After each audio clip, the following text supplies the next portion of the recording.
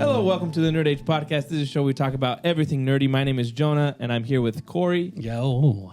And Josh.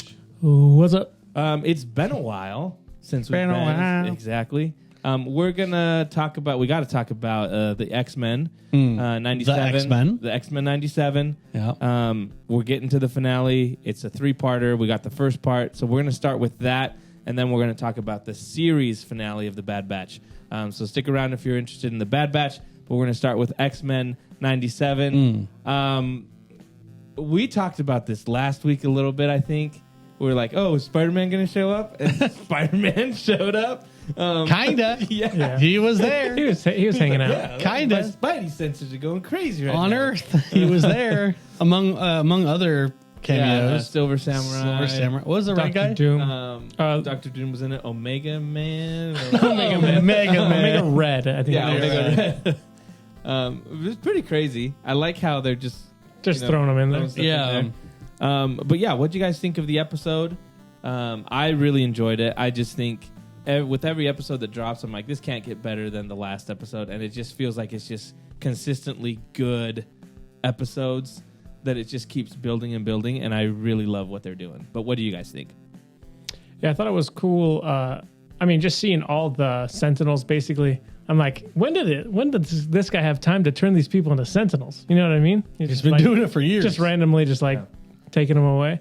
But it was crazy. It was almost like, kind of like a zombie horde, essentially. Mm-hmm. But I thought it was cool getting the two different, almost like the two different fights going on at the same time with the Summers. His Corvette was pretty sweet. He's like, you got a Porsche? And he's like, just smiles. I was like, that's pretty sweet. That was sick. And it had like red tint. Yeah. Like kind of like his visor. I was like, that looks sick. That was pretty sweet. But then, just the stuff at the house, at the mansion was cool. The fighting there was pretty sweet. Yeah, Nightcrawler and Wolverine. That Yeah. was At the hospital? After they teleported over there. Yeah. That fight was sick. I thought that's probably the coolest shot I thought of the episode and maybe of the season, is where Nightcrawler's teleporting the dude and you get to see it from Wolverine's perspective, basically. Then he gets pulled. And he gets pulled through. Mm-hmm. Just looked really cool. That was different. Yeah. So, I thought it was really good. I think they do a good job of making it feel dangerous, I feel like. I feel like the first episode was like, oh, we just took care of this Sentinel, no big deal.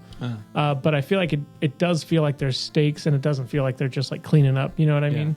Yeah. I think they do a good job of making it feel like, oh, this is actually kind of dangerous for them. But yeah, I think it was a great episode. Really cool action, and cool to see kind of Bastion's backstory. Bastion, right? Yeah. With him kind of being basically like a robot baby, essentially. Yeah. I have to bring this up because I do. But in the Storm, when Storm gets her powers back, Yeah. People were talking about, oh, it's like Man of Steel, the flight scene. There's a lot of parallels. Well, this one, it's like Man of Steel when Clark Kent's in the classroom, and the showrunner, they asked him on X. And he was like, "Yep, they're all." He's like, "I'm a huge Man of Steel fan." He's like, and I know some people are gonna get upset, but he's like, "I'm a huge Zack Snyder fan, and these are all odes to him." So I was like, "Yeah, there you go." Because he makes beautiful shots. Yeah, and that was he said, he's like, "Wait till people find out that Bastion's mom name is Martha." Yeah, that's pretty funny. He was like, just kidding. That's pretty good. But yeah, That's awesome. those are really cool things. I like those type of Snyder fans who can kind of identify it and make fun of it at the same time. It's fun. But what you were saying with the Sentinels, I really like too the shots of Wolverine's cutting their heads off and stuff, and they're just kind of putting it back on and all that kind of stuff that just makes you seem like there's no way to stop these things. It makes, like you said, it makes it feel like the stakes are higher, and I also like the whole idea where Cable's talking about the future, and they're like, oh, it's another dystopian future. And he's like, no, it's actually really good. But the X-Men are basically enslaved. Right. The mutants are the ones that are building this amazing society, but they're, in slavery, basically. Yep. So I thought that was really cool kind of just concept, because you would think when we saw in the past, it's always like, oh, the world sucks and everything's like Mad Max kind of thing. Yeah. But this was like, no, actually, the world's pretty awesome, but the mutants are the ones that are enslaved. Right. Yeah. Yeah. On that fight scene with Wolverine, I don't know if it was just because I was watching on my computer and not on my big screen. So I don't know if the sound was messed up on my computer or something, but I was expecting more sound design on that. Yeah. It just felt kind of flat. Like you heard like the like blades going through with Wolverine, and also like the poofing of his teleportation, but there wasn't much else there. So as far as like animation wise, it was really cool, very dynamic, beautiful scene. I loved the fighting style. What's his name? Nightcrawler. So cool with his tail and stuff holding. That was awesome. But yeah, I don't know. I just thought there'd be a little bit better sound on that one. But other than that, that's really my only critique. Yeah. Everything else is really good. You know, the end of the sequence with the Summers, fight or whatever. It felt a little cheesy, but it was still fun and cool. It was like cheesy in the 90s way, kind of. So I was totally fine with that. Like how they finished at the end. Yeah. Busting With the through and they're like pose and the posing. explosion. The car. I was like, that was flies sick. I was like, that's just classic 90s, So I don't know. I was into it. I really loved it. I will say the Magneto part was very cool. Kind of him going to the polars, the polar, like the poles of the earth and being amplified in that way. That was pretty sick. But if you think about it, how many people out of 10 people were turned into these? Like it seemed like they were everywhere in the earth. Yeah. Well, and even like the Sentinels. kids, like the kids are watching TV and the two parents. The two parents. I'm like, oh. I'm just like, okay, so does that mean they all died? And so that's why they're at war at the end. That's what Wolverine says. Well, we're at war. Declared war. We declared war because he killed them all. But like, it wasn't his fault. But like, yeah. And then the reveal at the end with Magneto. I mean, Professor Xavier. I mean, we all saw it. We all knew that was coming, happening. But it is going to be interesting to see his rationale on leaving and coming back. I'm interested in that part because some might debate the fact that maybe some of this is his fault not being around. But Yeah, most likely. I don't know. I mean, he left Magneto in charge. Look what happened. Anyway, But he was kind of forced to, right? That was kind of like Well, the he whole- was dying, so he had to go and yeah, but he could have came back quicker. He had enough time to Yeah, but he had have a whole he had political he had a sweet lady run. up in the stars, you know? Fair enough. Hey man, the Summers had a kid and was immediately taken from them. Okay, that's true. they got accelerated. Oh, now he's an adult, older than them, That and is they're true. still having these family moments. That's pretty funny. But no, the episodes with X-Men 97, it's not for me like that they're getting better every time. It's just they're always consistent. bangers. Like they're Yeah. always over 8s for me. Like they're all over 8s cleared. I think the one with Gambit, sacrificing himself. Yeah, that's my favorite. That's like a 9.3 or something crazy high because the emotion was there, the action was there. The action was that whole battle scene was so good.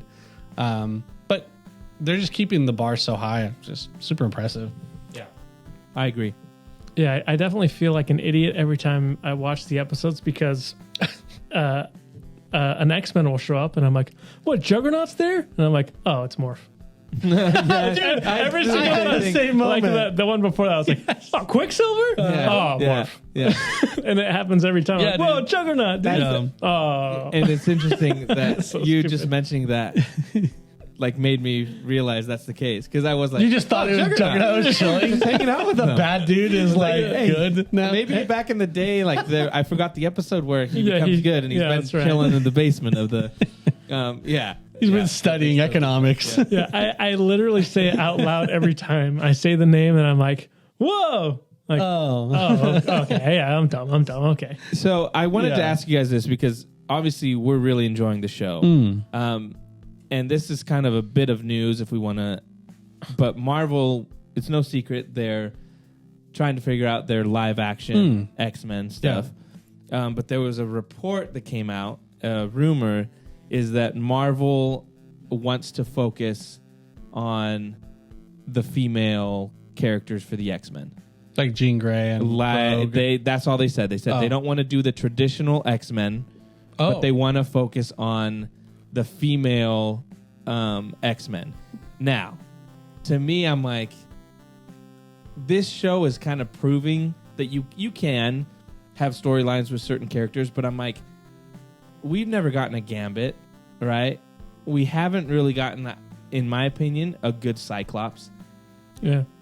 We've gotten a good live action Wolverine. you're talking about? Okay. We've gotten a good Wolverine. Like, so I'm like, right. The fact that this show is so good and you kind of want to go into it with the live action and be like, hey, maybe we focus on, I don't know if they're going to do Jubilee or Storm or, you know what I'm saying? Yeah. To me, I'm like, why not just focus on giving us the characters that you're now going to put into the Marvel universe is going to be different than the Fox one. So I don't know. Hearing that, does that concern you guys at all with the way Marvel has their past track record and now seeing that they kind of seem to be wanting to do the same thing they've been doing instead of, I mean, this show is kind of a blueprint of how you make a good X-Men show. Yeah. And so does that make you guys concerned how the live action is going to go compared to what the cartoon is? I think the cartoon that we're watching right now emphasizes like the team dynamics, yes. Right? They're all created like from their inception, they're created to coexist with each other. There's a reason why Cyclops is more interesting with Jean Grey around and Wolverine and that like Trinity, right?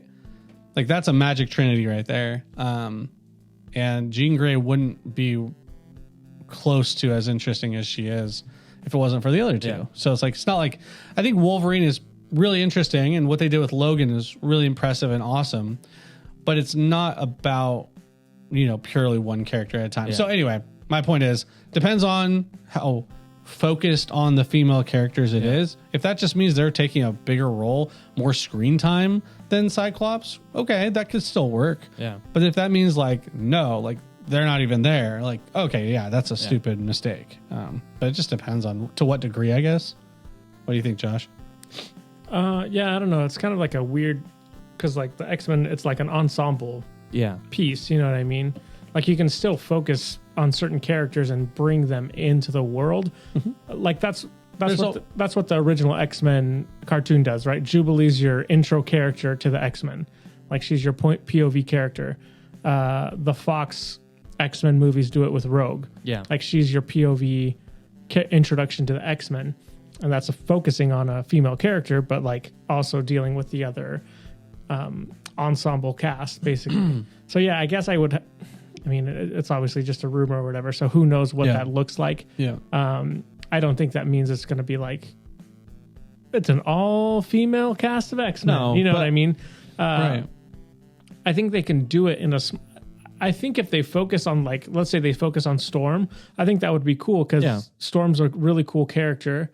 I think Rogue's character is really cool too. And Rogue's a cool character. And you can do something like that. And maybe make them kind of more of like the main character in some ways, but I feel like the whole point is that it needs to be serving the purpose of the whole X-Men, not just like here's a female character that's. Well, that's the thing, and I think like what Corey said is right. Like you need to have these characters interacting. But I feel like what the tendency has kind of been is like those dynamics kind of take a backseat to just be like, oh, let me focus on this one character. And to me, it kind of happened a little with what was that show that was awful? Secret Invasion, where they go with the Emilia Clarke character and they just kind of, they had her character in there, but it wasn't really explained, even though they were showing some of her past. But eventually it just became like, well, she gets all these powers now, and she's there. She's the character, right? Nothing was earned, and there wasn't really any connective tissue to like, why do I care about this person? So that's my only concern. I feel like I would rather you focus on when she was playing she was playing a double agent basically character. But there really wasn't like any. So it's kind of weird, like connection to her, like emotionally. That's my only concern. Is like the whole point of the X-Men, like there's so many moments where you can have connective tissue that's emotional, but if your focus is just on, let's just focus on these female characters because that's what we're going to do. I'm like, well, why not just, like you said, let's focus on the X-Men and have these characters interact with each other and you build that dynamic of the team. Yeah. To me is just, it's interesting.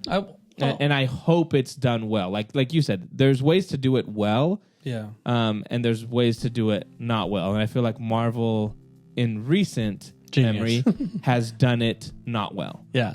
Especially when it comes to female characters.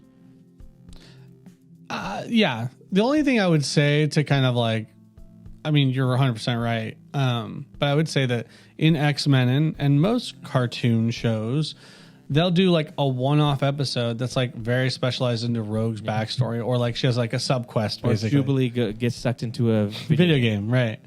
So I mean, it's not like we're no stranger to that more specialized storytelling for X-Men. But yeah, I don't know. So is it supposed to be a movie? Or they're saying that they're the live action. It's going to be a live action movie. How they introduce the characters of X-Men, they want to focus on the female characters. But it's as a movie, as in the MCU. Yes. Okay. Moving forward. So yeah. Sorry, my vote is to just make this into a full blown 2.5 hour movie. Yeah, that's what I want. But we're not, I don't know if we're going to get that. I wonder if they're seeing good numbers because we're loving it.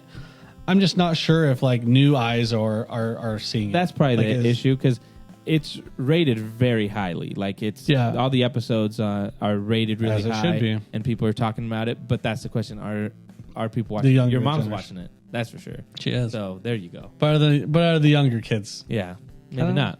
Yeah, maybe not.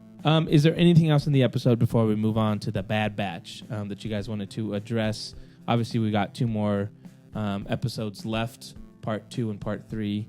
But is there anything you guys wanted to talk about before we move on? No, I just enjoyed. I can't remember what the line was though, but it was like, "Here's 6 reasons" or something like that, and he like has his blades like Wolverine. He's like 9 or 9. Yeah, and he had the other 3 blades. That was cool. That was classic 90s Wolverine. That was great. I love that. But yeah. Speaking of, you mentioned Dr. Doom showing up. Here's another bit of news that we'll just throw in here. Today, I just saw this, actually. I was looking for it to get the exact wording. But rumors of Dr. Doom being cast. We talked about this, and we talked about Henry Cavill in talks. Well, our wish list. So, apparently, there's 3 names that are different names that we talked about. Mads Mikkelsen. Okay. Classic bad guy. Okay. Cillian Murphy. And this one, which for me, I'm like, heck yeah. Ben Affleck as Dr. Doom. What are you guys' thoughts? If you want a boring Dr. Doom. I think Ben Affleck would be great. I think he'd be fine. I don't know. Yeah, he's not the most. But we talked about Henry Cavill, so we'll throw Henry Cavill in there because that was an initial rumor. So out of those 4, do you still take Henry Cavill or do you swap him with one of the other names that was just dropped? I think Mads Mikkelsen doesn't make sense because we've already seen him. You know what I mean? Yeah. He's already been in the MCU Maybe it was as Lars. A villain. I don't know. Somebody. Lars? One of the Mickelsons? I could be wrong on that. Yeah, wasn't he part of... who was he? He was in he Doctor Strange. Oh. He was the bad guy in the first Doctor Strange. Yeah. Cillian Murphy is the obvious... Henry Cavill, great, awesome. I'd love to see him, but Cillian Murphy, 100%, dude. Yeah, he's gonna act his little blue eyes off. Hey, I'd go with Ben Affleck as Dr. Doom, and then Henry Cavill as Magneto. There we go. Get Superman and Batman in the MCU. Well, that wasn't the choice, though. No, I'm just saying. you can't just make something new. And chocolate cake for dinner tonight. It's like, okay, yes, and yeah. Yeah, that sounds great. I'm down. Yeah, well, except for I don't know, dude. You're Ben Affleck is dude. No way. I don't think that's his character. So. I don't think you do. I don't think so. He's an actor. I guess I'd have to read up more on Dr. Doom. Yeah, because I don't really know his character very well. But all right, Cillian would kill it. Cillian would kill. Yeah, with a K. So that's going to do it for our X-Men 97 talk. So good. Let us know what you think if you're watching it. If you're not watching it, why aren't you watching it? That'd be a good way to start. We're going to move on. Ask yourself the real question. Yeah, exactly. Some deep soul searching of why you're not watching Xmen 97. It's a great show. But we're going to move on to The Bad Batch. We got the series finale. And we're just going to talk about it. Spoilers ahead. If you haven't watched it, what are you doing? Go watch it. Come back and listen to us talk about it. Mm-hmm. I was wrong. I mean, no one. You said everyone was going to die. I thought all the Bad Batch were going to die. Omega's dead. I thought they were kind of setting it up a little bit. Sure. Midway through the episode, Nala says the whole thing to her, like, if Hemlock is alive, or his research, my research is here, if it's not destroyed, then you're never going to be safe. So I thought at that moment, I was like, okay, they're going to do something where she's going to destroy everything. Yeah. But then that never happened. What do you guys think of the episode? I enjoyed it. I wasn't blown away by it. And I did feel like there was an element of loss that was missing. I feel like at least one of the guys should have died. I thought they were setting up Wrecker because he was already almost died. Injured. Yeah. And I was like, maybe he does something so that the rest can escape.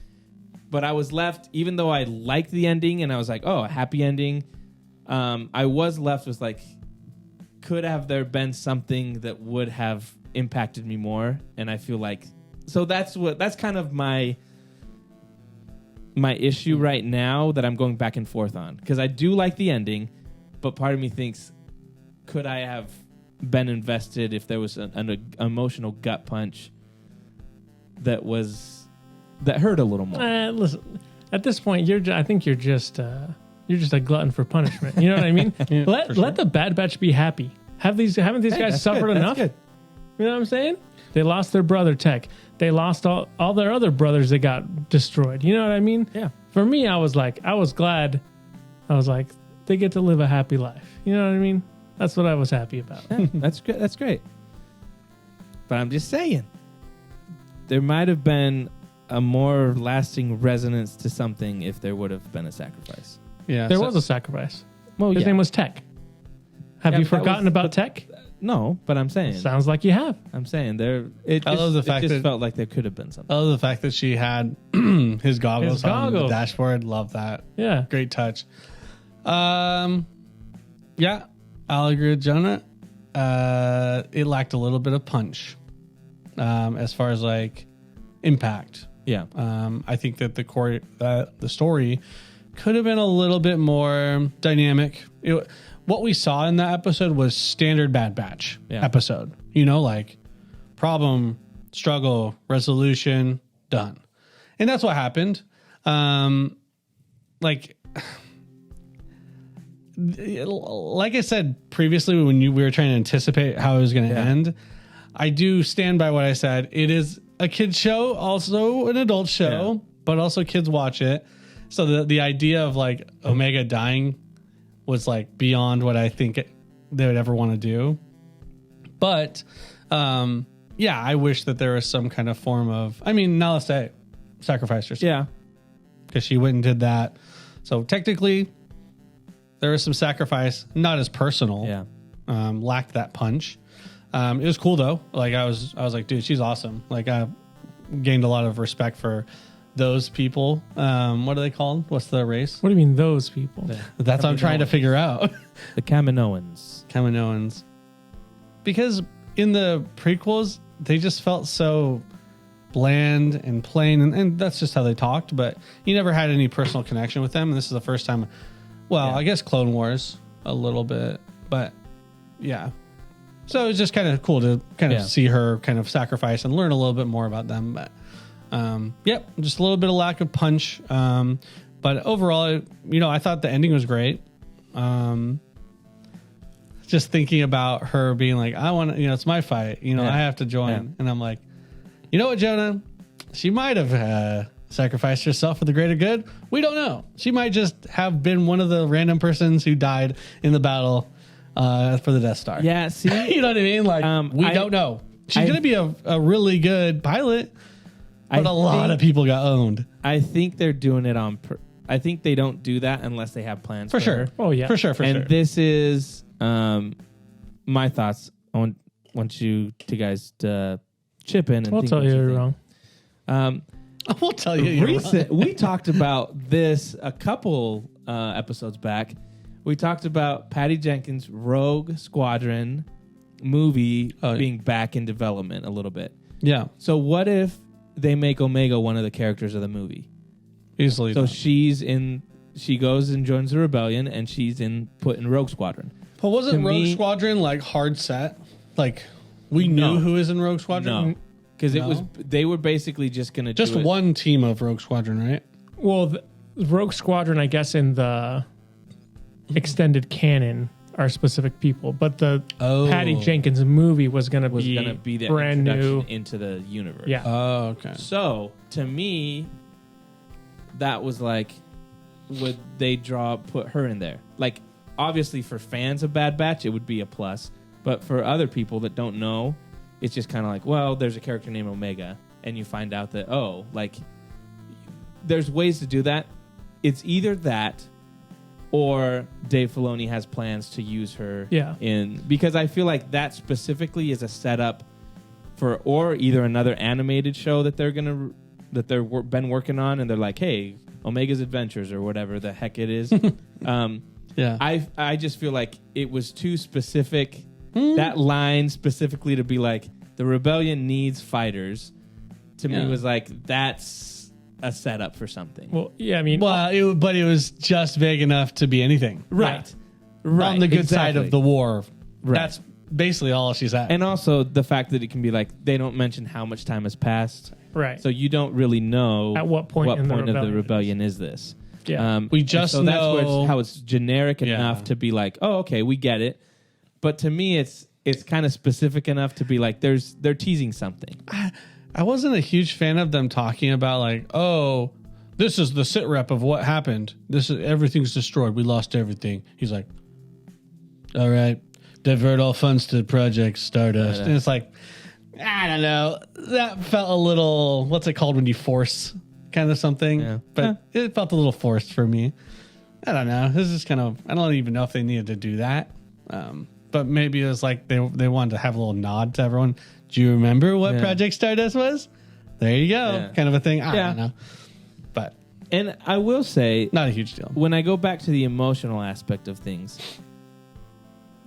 the part that hit the most emotionally was that end scene where she says, she's grown up, and she's saying goodbye to Hunter. Mm-hmm. That hit, but I kind of feel like it hit more with me, just because, again, being a dad with 3 daughters. So why don't you ask the people who don't have daughters? No, well, this is what I'm saying. My concern is, if that wasn't there for me, I would have felt like there wasn't that much emotion in the rest of the episode. There was the moment with Crosshair and Hunter and him, like that aspect, but that's why I just feel like I was anticipating to care more, and I feel like there was more. I felt more emotional in last season 2's finale with Tech going than this one, and it just felt weird. I wanted a little more. That's kind of my thing. If I didn't have that investment in kind of the emotional aspect of like a daughter leaving her father and kind of that conversation, I don't know how much I would have really had invested. But you can't just say like that's something that resonated with you, right? Yeah, but I'm saying like it to me. He's wondering if he didn't have the connection, if it would have resonated as much, because I do feel like even though it was good, I felt like a missed opportunity too. Because she just is like, oh, say bye to Wrecker and take care of Wrecker and Crosshair. Say bye to them for me. To me, I guess I wanted a little more of. I don't know, but she had a specific moment with Crosshair earlier, though. Right? And that was good. You didn't think that was good? I thought that was good. The hug, especially she hugs Crosshair first. Mm-hmm.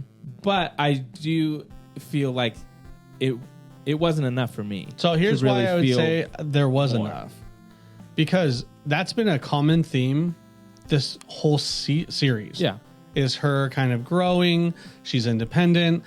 and Hunter and the other guys learning like a father does to let the child go and grow up and be independent. And so, his line at the end where he was like, I know you'll be fine. Yeah. Instead of like still being worried so much, because he's always been a worrywart for her for good reason. But seeing that evolution and that kind of maturity because of how much stuff they've been through, I thought was a really cool like moment. Yeah, and it was really good. It was like full circle. My only question is, like, for example, I would have put the Wrecker moment where he dies fighting off the MX or MC guys. 00 or whatever, yeah. Those guys were really cool, by the way. The guy with the swords and the sound design was really cool, their look.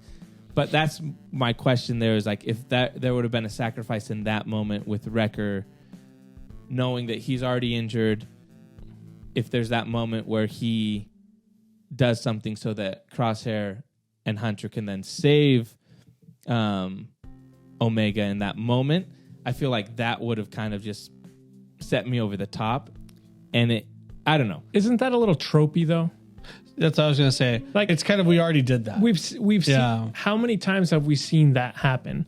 And I know your biggest complaint about Rogue One is that everyone dies the same. You know, how many times have we seen someone sacrifice themselves for like, you guys need to get away, I'm going to hold them off and kill myself? You know what I mean? It happens a lot, right? Well, yeah, especially in Star Wars. But if it's done well with a character that you absolutely love, I feel like those are the moments where, I mean, the death is earned, and I feel like it transcends like that moment. Do you know what I'm saying? Even though, yes, how many medias have we had? How many movies? How many books? How many TV shows? That happens. Well, I guess what we're trying to say is that, or I'm trying to say, is that Tech did that, and he did it in a really cool way, and that was an awesome moment. Yeah, and but so I it's think like you could have matched that with Wrecker. Yeah, you could. No, I don't think so. Sorry, I think you could. I think it also takes away from Tech's sacrifice in a way. Like, but why? Because it's a different mission. It's not the same mission. No, I know what you're saying, but it's still one of those things that's like, we have a moment of sacrifice from Tech, and then it's like, well, we're also going to do another sacrifice with Wrecker. For me, it's more interesting to, I guess, subvert your expectations in that way. And for me, it's better to have the Bad Batch, who's been fighting since they were, however old or whatever, since the very beginning. All they've known is how to fight. That's all they've been doing. And to have them earn some well-earned time off. You know what I mean? That for me is I find that a more interesting story than Wrecker's going to kill himself to save Omega. I would agree with that if they gave us a moment with Wrecker after the fact. Well, maybe we haven't seen it yet. Well, yeah, but I'm saying like we're talking about the finale here. So whether we liked it or not, that's what we're talking about. So in that moment, they don't really have a moment besides them, Wrecker and Crosshair coming and sitting down next to her. And then the epilogue is just between Hunter and Omega, and she just says, take care of them, say goodbye to them for me. That to me was like, I would have rather had all three of them there and her have an embrace or a moment with them instead of, right, if you're not going to kill them or kill one of them to give a sacrifice, then give me a moment with her and them. To me, that's what it was missing. If there's not that emotional like sacrifice of, because we all knew that they were always talking about like, you do what's best for everyone else. So then the fact that it was just her and Hunter, to me, felt a little like it was missing the other guys. Especially because, yeah, she has that moment with Crosshair, but I just feel like she didn't have that. She makes a comment about like, when the kid's afraid of heights, and she's like, well, I know a guy that's afraid of heights, so he's the strongest person I know. That's kind of the closest they got to anything with Wrecker. I just felt like that was missing. Yeah, I think that's kind of your key thing, is you're missing a Wrecker moment. Yeah. And you wanted that to be more and complete. You do have the little quick shot of the stuffed animal on the chair, but to me it was like, for a series finale, they should have had the three of them in that moment. Okay.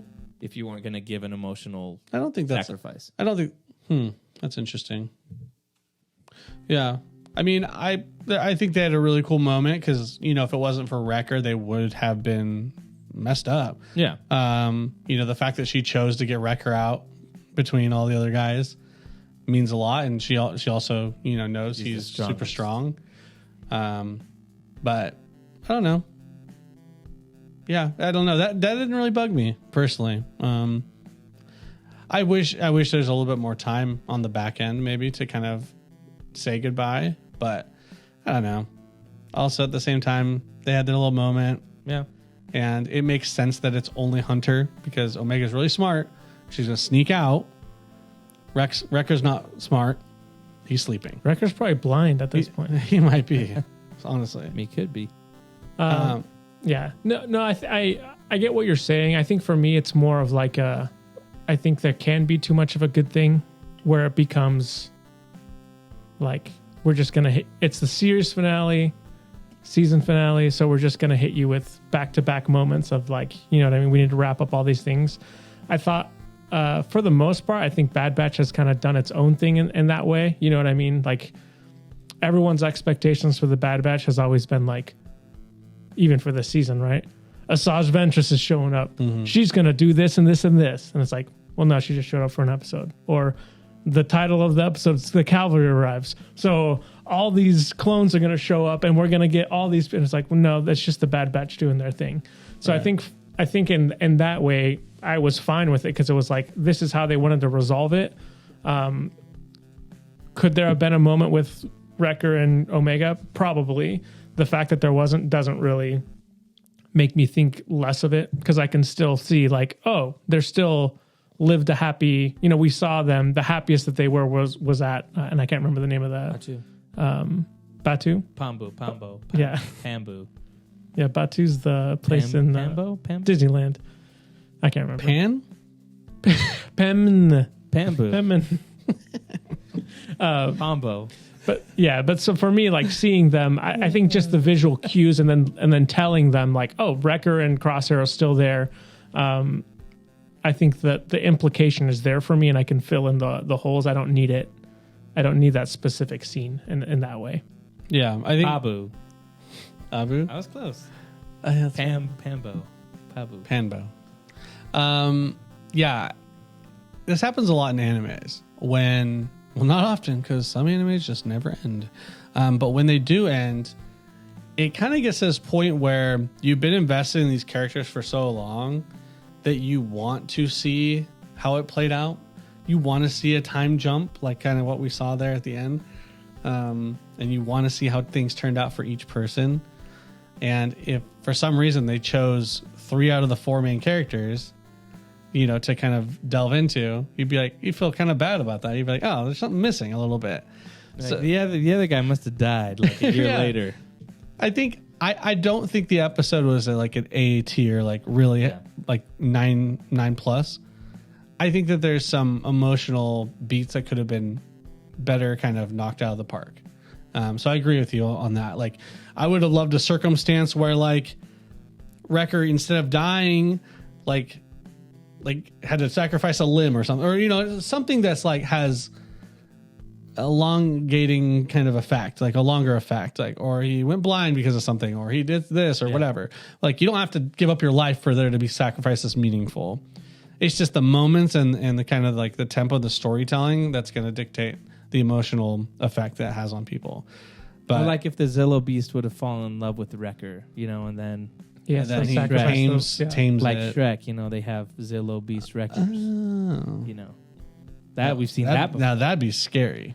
Yeah, my only thing is I'm stuck at it was good, right? And so my only thing is what would have made it for me, not saying for everyone else, but for me, one of those episodes that I'm like, oh my gosh, that was the greatest episode. If one guy loses his life, it's so good. No, but instantly so good. No, but I mean, I wouldn't lock yourself into just that. Like, I think there's other things that could have been done, right? But I'm just saying, like, for my taste of things, what I was expecting, again, to me, I was wanting there needed to be a little more sacrifice to it. Well, you were expecting all of them to die. Well, your call was nuts. Well, no, I just thought, I mean, that would be interesting. It'd be interesting if they all died End of story. It would. Like the horns, but it's all sad. I mean, they've done it before with stuff. So to me, it's just like in animation. Like, perfect example. The emotion of the end of the Clone Wars, where Rex and Ahsoka are bearing all the graves for the clones, and they're putting all the helmets there. The way the music plays, how she buries, leaves her lightsabers there. Vader shows up at the end. You get that loss of Anakin, who he was, holding Ahsoka's lightsaber. To me, that's like a dark, sad ending that, to me, makes me feel like, oh my gosh, I remember that exactly. That's how it is. This one didn't really have that moment. Yeah, but there is levels. Yes, that's what I'm saying. Ahsoka and Anakin that you've watched for 8 seasons versus the Bad Batch, who you've seen for 3. Yeah, but at the same time, that doesn't mean you can't have that level of emotion with them. No, and to me, can't, it just feels like to me it just feels like there was an opportunity to maybe get something there, and they didn't do it. So to me, I'm just thinking like, what would have made me be like, wow, that was incredible. And now I'm at, oh, it was good. It was solid. It was good. I enjoyed it, but I'm left wanting more. I will say 100%. There's nothing that the Bad Batch could have done that would have matched the end of Clone Wars. Oh, maybe not the end of Clone Wars, but at least would have made me feel like that this was a great episode, not just a good episode. You know what it made me feel like? If Luke would have showed up. It was a great series. Yeah.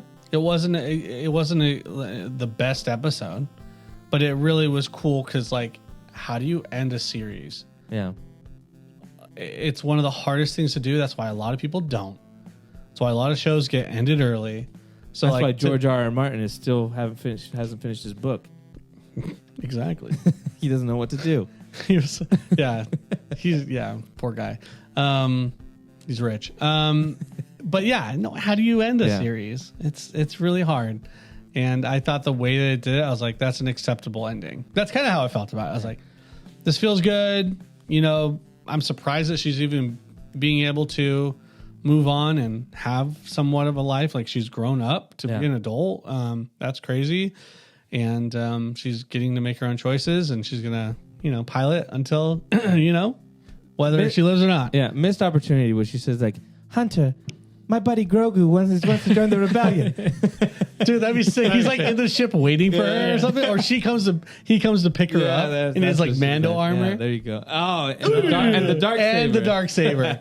See, this episode just scales from good to great. It scales down to its size, and it matches the end of the Clone Wars. I think what my favorite thing is, I think what Dave Filoni should do is she should just retcon everything now. So I think Omega is the one that blows up the Death Star, and then moving forward, she's force sensitive. Oh, there you go. I think that's going to be because that would just piss people off. Yeah. Like it'd be like the ultimate betrayal. Yeah. We hate Omega. Here's another question for you guys. So the 4 kids, the Jedi kids that they saved, dead. What are the chances that they Academy? all show up in the Rey movie? What are the chances? As masters? Will they be way old? Well, yeah, that's what I'm saying. Rey finds these masters, and they're now masters as well. They'd have to survive Luke's school. Yeah, survive Luke's school. Is there any chance we see them past this? Maybe one. I would give it a 30% chance one of them shows up. A little rat-looking one. No. Yeah, that'd be crazy. Actually, the one who's crying. Yeah, the baby one. No, I think the one that's scared of heights shows up somewhere. Yeah. But I don't what's the question? Yeah, what are the chances they show up? Yeah, what are the odds they show up? There's 4 senses. They show up in Rey's movie? No, I'm just saying anywhere in the future of Star Wars. They'll show up in do they have a plan for them? They're going to show up in Omega's spin-off series or whatever it is. There you go. Omega Moon. Mando season 5. You heard it here first. There you go. So what do you give the episode then? Not the series, just the episode. Do you give it like a 7? It's a 7-9. Yeah. I mean, that's still good. That's still really good. See, I feel it's like still really good. I'm saying, I'm nitpicking. Obviously, I'm going to nitpick on this, but I just everything we do on this podcast is nitpicking. It's at a good. It's a solid, good episode. I wanted it to be great. And let's not call it nitpicking. We are critiquing. Okay. Yeah. It sounds a lot better. A lot more classy. Nits. We are nit-critting. We're critiquing? We're critting? Josh, what do you give it? I'm trying to think. I mean, I think I'm in the same boat. I think it's like an 8.2, 8.3. Yeah. But I think as a whole, the series is you're saying good. I think the whole series is like great. Oh, the series is great. Yeah. This episode we would rate it way higher than you. No. You don't like the series. No, I love the series. If you've listened back to what he's saying the whole time, he hates the Bad Batch. No, I said it was good. He wanted all of them to die. That's how much he hates the Bad Batch, you know? Crazy. I wanted to cry, guys. And I got a little misty-eyed with the whole... but that's just because you're a dad. That's just because you're a dad. Yeah. You're our girl. You know? We wouldn't understand. We wouldn't understand. But I love how he didn't ask our opinion on that moment at all. Yeah. Like he assumed since he's a parent. Yeah. No, I didn't say that. He's got the market cornered. I didn't say that. I'm just saying, like, for me, like, well, you don't think we can feel? Huh? No, but I'm just saying. You don't think I can empathize? It is a little different when you got little kids. I was like, man, what is that like? What does that feel like? Hey. I don't know. Yeah, I want to say stuff. Anyway, I A2. Yeah, I put A2. I think it lacked a little bit of punch emotionally. The whole like monster thing breaking out, cool, but not actually that interesting. That kind of fell flat for me. And we've seen it before. It's kind of, that was if we're going to talk about tropes, that was like the trope.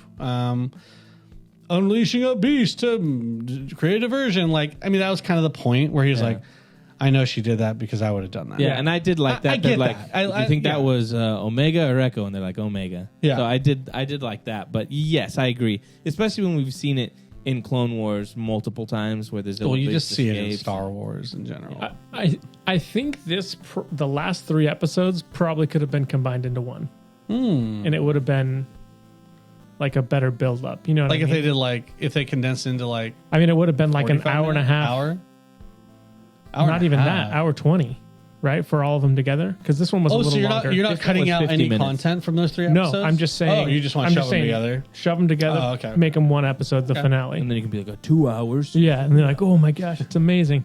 Because it probably would have flowed better. Wrecker would have died in that 2 hours? No, he wouldn't the same. Well, then it's exactly but it would have flowed. But I'm saying, like, we didn't talk about the last 2 episodes because we were like, well, we'll just talk about it for the finale. Yeah, because it was all like build up and then it was all set up. Oh, I found something big. And then I was like, okay, cliffhanger. I think if you just put them all together, I think to be honest, a lot of the Bad Batch works as a binge better than weekly. And when they put the episodes together, I enjoy them more because they run together. Seamlessly. They should have just made it a movie, you know, like a 5-hour movie, and call it the Omega movie. Yeah, because it's really big. It's like 5 hours. That'd be good. Yeah, I mean, I enjoyed it. It was a good series, solid series. And then, I mean, I guess, what are the chances that we see the Bad Batch again? Because live action, the Dave Filoni movie. Because he says if you need us. Yeah, I think that all is set up. That has to be Omega, right? That's all set up for whether it's the new animated show that's going to follow Omega, or if he has got plans to put her in either Mando or anything else. That's when you're going to get you're going to get the Bad Batch in at least one of them. I can't wait for Tamura Morrison to play Omega in the new live action. just put a wig on him. He's sick, dude. Like a panther. Oh, man. That'll be great. Can't wait. They're like, we have a different role for you. Well, yeah. What did you guys think of the Bad Batch? I know several people that have waited to watch it. They want to watch the whole thing. So, so like they're doing what you're saying. That might be smart. Binge. Before we leave, May the 4th was yesterday, and they did drop the new Acolyte trailer. What do you guys think? We kind of get a reveal of the Sith Lord there with his mask. He looks like a Knight of Ren, kind of. Yeah. So what do you guys think? I think this trailer was better than the last trailer. It got me excited for it. I think the choreography of the fighting looks really cool. They also released I guess it's a bootleg, but I don't know if you guys saw it, but at the episode 1 Phantom Menace re-release, they did like a scene for the Acolyte, and some people leaked it. The fight scene's really awesome. It's the fight scene with Trinity, yeah, from the Matrix. It looks really cool. The way she uses the Force and all that kind of stuff looks probably some of the coolest Star Wars fight scenes I've seen. It's more like martial arts, Matrix-y style. I really liked it, but what do you guys think of this trailer, and are you more excited for the Acolyte now? I'm more excited because I thought we were going to get a detective show.